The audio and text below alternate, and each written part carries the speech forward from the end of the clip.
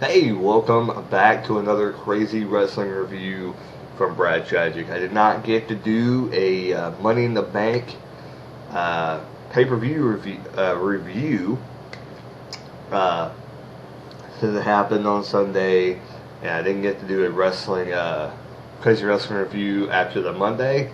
But this is usually what I do anyway. So uh, here I am, the crazy guy I don't even know what day it is. Sunday afternoon, talking about last week's Monday Night Raw. Um, this is what I like to do, and I usually try to do it during the week. Talk about the wrestling program, and well, things happened on for Spike, and I didn't get to see that, but I did actually get to catch up, sort of, on what has happened with that. So I know at least what's kind of going on. Austin Aries still the World Heavyweight Champion. Can't be disappointed with that. And I guess they're doing a whole thing with him and Bobby Roode probably going to face at the next pay-per-view. And WWE's getting pretty exciting. Raw is pretty good. 1,000 Raw tomorrow night. It's going to be incredible. We got surprising turn of events. AJ and Daniel Bryan are going to get married. And on SmackDown, they had a peep show segment. And it was pretty dumb. I don't understand the whole entire point of them being on the peep show, because I thought they were going to be baby faces, but I guess now it's not happening. Which, the whole peep show is like, it was great, but oh my God, you can tell that Christian, he's not over. He's not over at all. When your heel is more over than your baby face, there's something wrong with that. And I don't understand. It was just a weird segment to watch. Not a great idea. This should be the completely opposite. This should be the other way around. Christian should be the heel. This is how it should be. I don't care what the WWE thinks.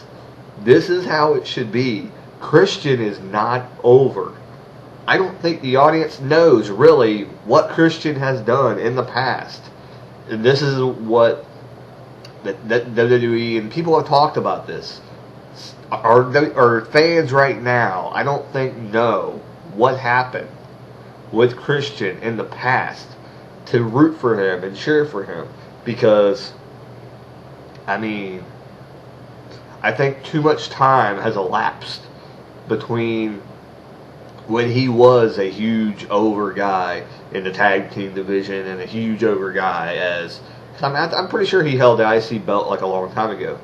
I think. I don't know. I could be wrong.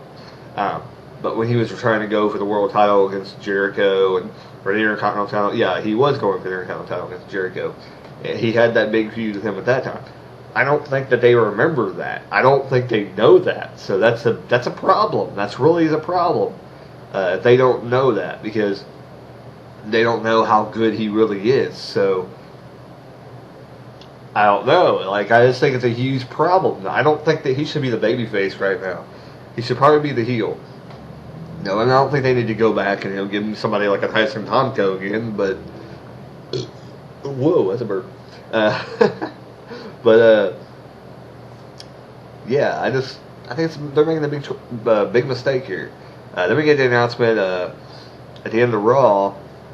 John Cena comes down and he says, well, my decision is I'm going to cash this in next week on the 1,000th episode of Raw. Did not see that coming. That's crazy. I didn't think anything like that. Everybody kept thinking, oh, he's going to do it at SummerSlam. Yeah, blah. So there you go. Now, I don't know if they're going to do this whole thing where at the end of Raw, they're just going to have him getting cash in his briefcase, or they're basically going to make it a match at the end of Raw. Now, the only thing I'm thinking is, the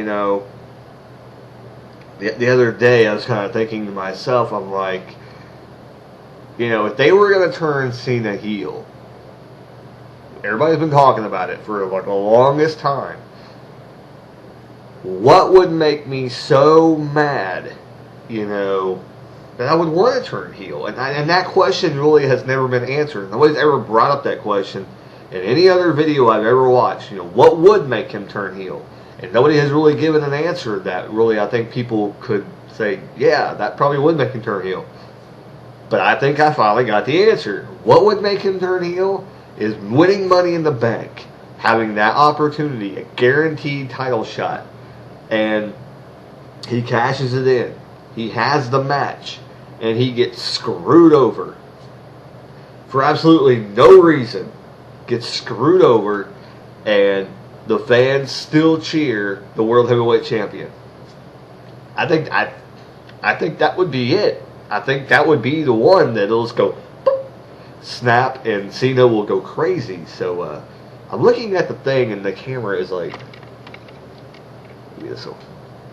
Okay, it looks weird because it looks like I'm looking off camera, like I'm not looking into the camera. I don't know. Whatever. Weird. You understand what I'm saying? I don't know. Alright, and I guess tomorrow night DX is going to start off the show. I don't know what that's supposed to do for anybody. Anyway. I'm not that excited. I'm really not. I mean, and I didn't really think about this until the other day. After, I mean, like a couple days ago, it's like, why is DX starting the show? It's like, if you think of all the moments, who has had probably the most memorable moments on Monday Night Raw? DX is not the guy that comes to mind. There's a guy that has glass shattering in his theme song that I think should be the guy that starts off the Raw. I don't know if he doesn't want to be a part of it, or I mean, I would think he would be a part of it. The 1000th episode of Raw. So hopefully he shows up. And if you're half retarded and don't know who I'm talking about, Stone Cold Steve Austin. I just think he should start kick off Raw. They're gonna put the person. I mean, who knows? There may be an interaction there at the beginning of Raw with them. I don't know. And Rock's going to be on there this week. Brock Lesnar's going to be on there this week. So it's going to be Triple H is going to be on there this coming week. Well, DX, he's going to be there.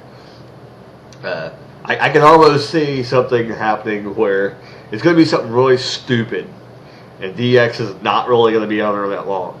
And actually, no, I can see that. What they're going to do is, I can almost guarantee you, I'm going to lay this down brick by brick, and everybody watch this coming out on Monday Night Raw, and I guarantee you, I bet this will happen. I almost guarantee you this will happen, because WWE's so predictable kind of now.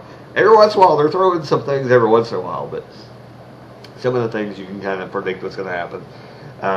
I just think this is how it's going to go down. DX is going to come down, they're going to do the usual stuff, say all their sayings, do the crotch chop, everything like that. Get the audience pumping to what they want to see. And then right out of the blue, Brock Lesnar's going to come through the audience probably or something, and he's going to attack them from behind. Both of them. Take them out. I just see it. I think it's plain as day, but he'll attack Triple H first. But then Michaels probably won't be able to do anything because he's probably doesn't want to get hurt. So he'll probably, back off, lay down in the corner or something like that, and Lesnar will probably threaten Michaels and then blah, blah, blah. That's probably how it'll go down. And it's like, why would they do that? Knowing that we know that Lesnar's going to be there that week. And saying, that's basically, so they're going to go ahead and do the Lesnar thing and get him out of the building and then, I don't know. My whole thoughts on the Lesnar situation is, it was cool when they brought him in right after WrestleMania. And I understand why they did it. To have a little bit of, like 3 or 4 weeks, they had Lesnar's Lesnar's there. But then now he's gone. So it's like, now, when you say Lesnar, nobody gives a shit because they know he's going to be gone and he's going to be there and gone next week. So it's like, it's kind of lost his fizz, and I think they did it kind of wrong. I don't know how they would have done it any other way, but I don't know. This is, I guess, the only way they can do it is to say he's controversial and dangerous basically and can't be there. all the time. I mean, I guess that's the only way they could do it, but I don't know. I just don't like the way they did it. If they were going to do anything and where he's just going to work dates after dates right in a row, I would honestly say just do it right before WrestleMania. But I mean, it was said why he quit UFC because he had that kidney disease or something like that, and it was like basically life threatening to where he couldn't do a whole lot of stuff. So that could be why too. That's why he only do matches like so much at a time, so he could have a long time to heal between them. So I guess that would be cool, And he doesn't want to seem weak on TV, so he can't come in and say, "Oh, I'm sick. I gotta take off this week." Blah blah. So I don't know. I can understand that. I guess I'm understanding it. I don't know. So there wasn't much on Raw. I mean, I do want to say something. Oh my God. Okay, hold on. I gotta take my glasses off of this. Okay, so and the sun is annoying.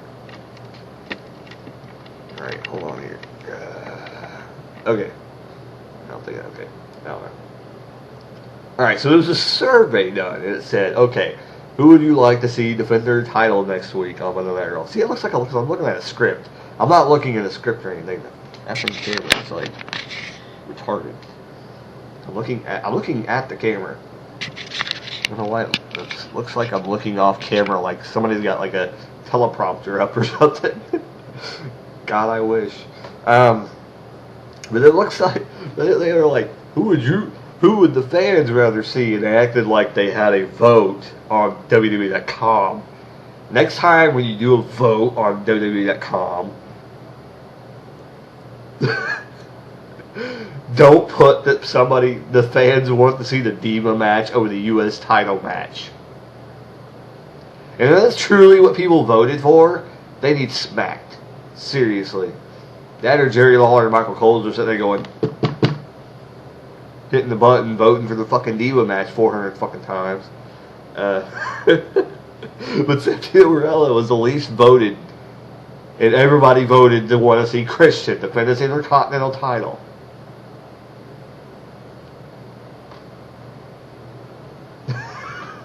I'm sorry. It's just like, it was like, I'm trying to think how it was. I think it was like 40-some% said they want to see Christian. 36% wanted to see the Divas match, and like 15 or something want to see Santino Marella. I'm like, what? I was like, you're shitting me. That cannot be correct. There ain't no way. WWE needs to check I don't know what's going on. Something ain't right. They better get that. I'm sorry, but if this is what they're trying to go towards, they better make sure that shit's accurate. Because the fans just don't care because they know it's fake. And they're not going to vote because they know it's not going to matter. So once they show that it's going to actually matter, whatever. Shenanigans. Shenanigans. That's all I say. Christian and Kanye. Yeah, I'd rather see that. I probably would rather see the Divas match over Christian. And he knows really what I want to see. And you're saying that people didn't want to see that? Give me a break. It's ridiculous. Shenanigans. That's what I say. No teleprompter. I'm saying there's no teleprompter. It looks like I'm looking off the damn screen. Not much happened on Raw. I mean, like that. The whole tag team division seems like getting a little better. So hopefully they'll stay on the train and stay on the track with that train. Tag team division maybe. Hopefully we'll get a little bit better with AW with that tag team. Oh god, tired bug still in my system.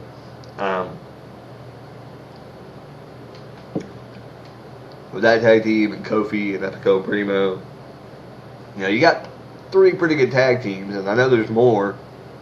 They just gotta give them time to get on Raw and wrestle. That would be nice. I honestly think, and I think they released Tyler. Did they release Tyler Rex? I thought they did. I don't know. I could be wrong. But if they didn't release Tyler Rex cannot talk. Um, him and Kurt Hawkins had a pretty good tag team if they would just let him wrestle on Raw and not get a job to. Hell, here's a great idea. Why don't we have some jobbers job for Tyler Rex and Kurt Hawkins? Wow, no one ever thought about that before. Anyway, it's just a way to get them over, Oh my God, it's so annoying me. Okay, I'm sorry. It looks like I'm looking off screen. Even then, I'm looking, oh my God, I'm looking toward, hello? I don't understand that. This is weird. My camera's messing with my mind today. Irritating. Oh. Yeah. Alright, so basically all I want to talk about, I think, is WWE. I don't really think of anything else.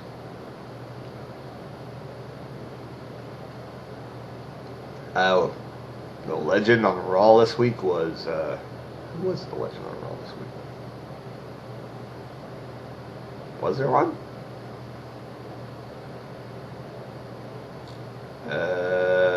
I'm blanking. Who was it? I know there was Road Warrior Animal on SmackDown. I'm thinking, why the hell did we get it on Raw? Seriously? God, I'm blanking. I know there was a guy on Raw. Oh, Rikishi, yeah. Awesome. After the match, after he did the Yokozuna thing, was that his finisher? I don't think that was his finisher. He had like a drop or something. Kind of like a back body drop, weird move or something. But I think he did the Yokozuna thing because Yokozuna couldn't be there because he's 6 feet under the ground. I'm not saying that as a disrespect, but I'm just saying he couldn't be there, so they made him do Yokozuna's move. I know he did that. I think he did that. That was one of his finishers, I think, but that wasn't his major finisher. It was like a backdrop or something kind of thing. But he's getting old, so that's probably what his finisher is now. And I think that is, like if you get up there in age and you're a legend, you tend to take a move that's going to be simple and say that's your finisher. So, I don't know. But I do think it was one of his finishers. So it's going to be sad. The legend thing's going to be gone. Hopefully, it'd be kind of cool if they just kept it going. Like they have some other guy come there. But, I don't know. Heath Slater's pretty cool doing that shit. So, it's going to be sad to see it end. But I think he's getting over doing it, though. That's the thing. It's like, I wonder if that's what they're doing. Like, when it's like, how can we get you over? Like, we're having legends. Why don't we have legends face you every week? And you can do some comedy skit before that. It's like, it's working because I think people like you. I like him a lot more. I never really see him actually at any other time. So has he ever faced like Brodus Clay? I'm pretty sure he did. I can't remember though. He probably did on SmackDown. I didn't see. All right, so let's talk about TNA. Aces and Eights. If you don't want to be shocked, turn it off now. Because there has been sources that have revealed who a couple of the guys are. I think there's like 7 or something guys. I don't know. There's a lot of guys. There's like 6 or 7. Maybe 5 or 6. I could be wrong. So I gave you the time to turn it off. Turn it off now. If you don't want to hear any spoilers. There's already a couple guys I know that they've said who they are. Okay. Well, the first name, if you know who they are, Wes Briscoe, or Wes Briscoe. Evidently, it's the third brother from the Briscoe brothers. I know the two, I think, wrestle in ROH. I guess there's another brother. Supposedly, he's doing one of the guys right now. But they don't know if he's going to be a mainstay once the whole Aces and Eights thing is done. He's just playing the part. Like somebody else could end up being behind the mask when they do the reveal or something. The other guy is Luke Gallows, which played Festus, and he did Straight Edge Society with CM Punk. Yeah, that chick. So he's behind them. He is doing some of the attacks, and he's been in every single attack, I guess, on TV and pay per view. So, pretty cool. I would love to see him. They said it's actually the same thing as Wes with him, but they don't know if he's going to be in the big reveal. But it's like, are you kidding me? It's like Luke Gallows is amazing. It's like if they don't give him a deal in TNA, WWE needs to get back on the train. And why is the phone ringing? Good thing it's in the other room, and I can definitely ignore it. Don't know who it is. Don't care.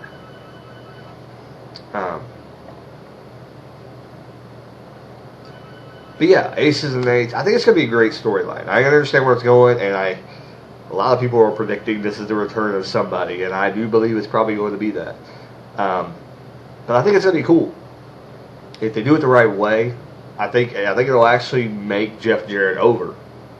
If that's who they're going to bring in doing this, yeah, I think it would do really well. I don't see anybody else coming in like this. I mean, I don't know. Like I'm trying to think of people like who would come in, you know. And the only thing I can say is, you know, some people have said, well, it's going to be WWE's guys being under the mask, but it's like, who would that be? You know, Kennedy was on the show, and he wasn't under the mask. He wasn't one of the Aces and Eights guys.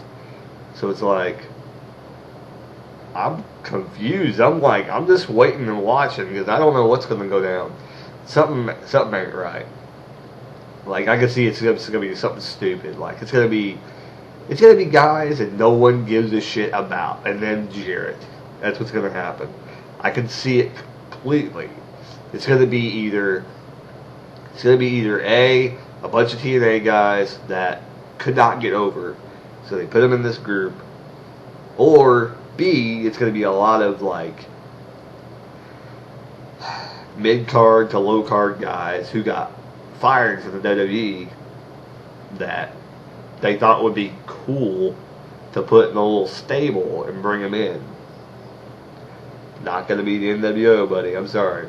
That's the thing about, I think people want to try and recreate the NWO, in which I don't think they'll ever be able to recreate the NWO because there was a thing going on at the time.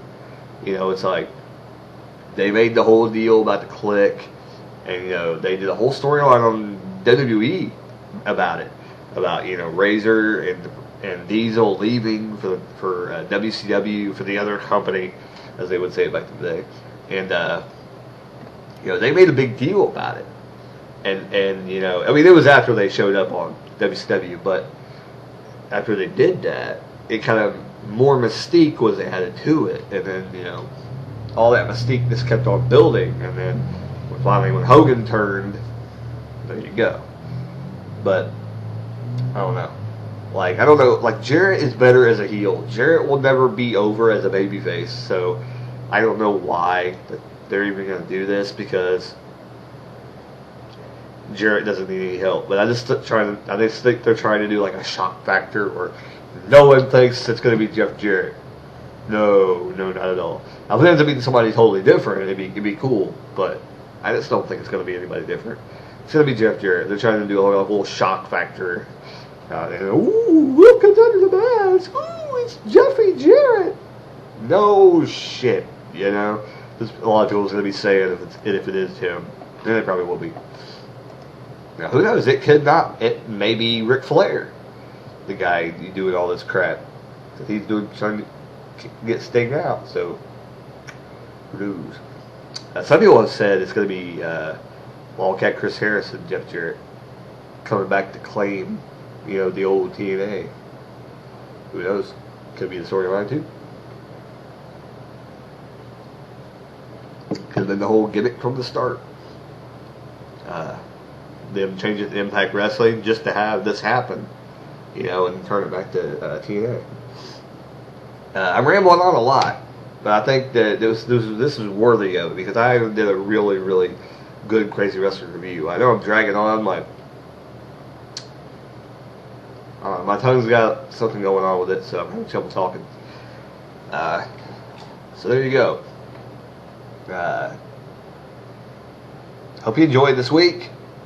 Tomorrow's Monday Night Raw 1000th episode is going to be awesome. I see something crazy happening. Crazy. I know shit's going to go down in Party Town tomorrow night. SummerSlam's right around the corner. And they haven't really announced many matches. So I'm assuming a crap ton of matches will be announced tomorrow on Raw.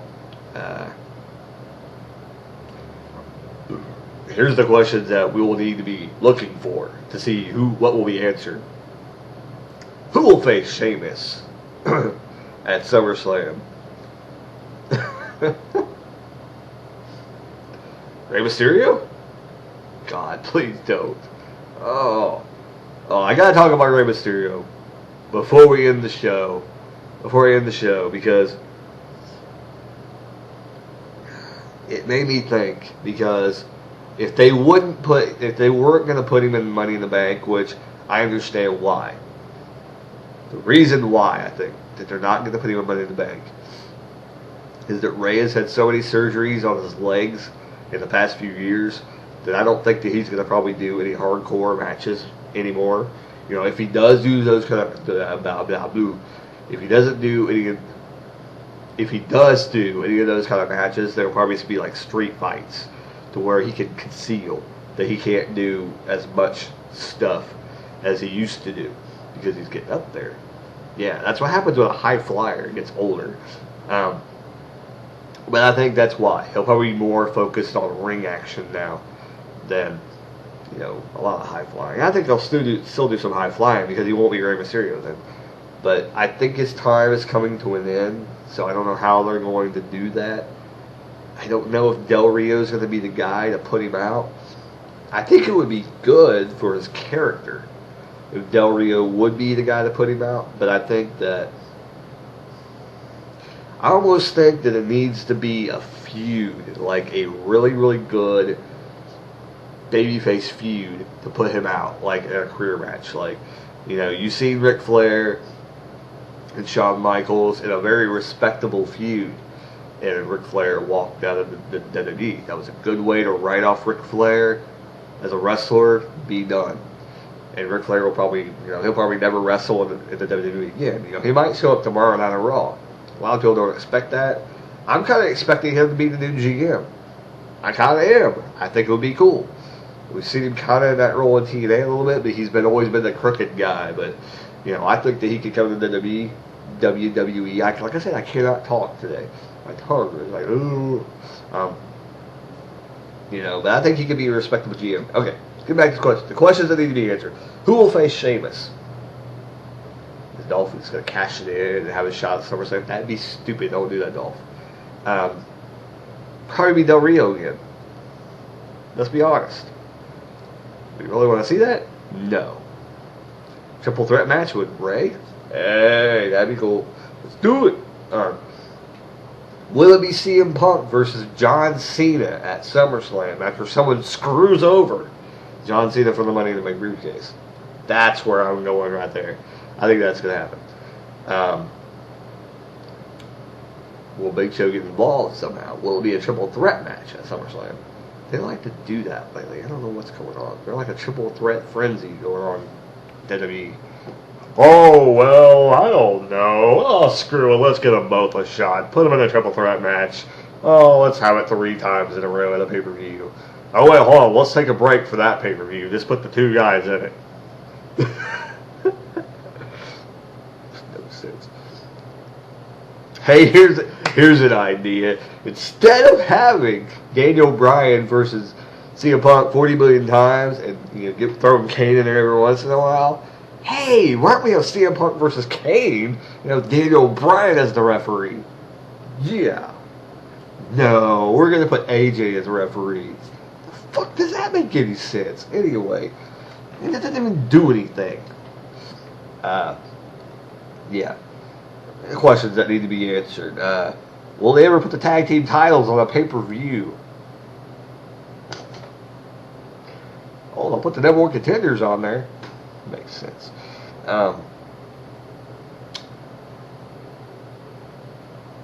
If Is AJ gonna get a shot at the women's world heavyweight title? Okay, it's been about 30 minutes. Long ass review. If you liked it, comment down below. Tell me what you liked about it. If you didn't like it, comment down below. Tell me what you didn't like about it. Subscribe up above. Oh yeah, over that way. Whoop, whoop.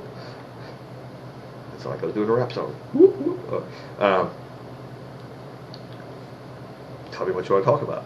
Any certain topics you think I should talk about? I've been watching wrestling for a long time. Well, don't talk about the Nexus area right there because I didn't know much about that.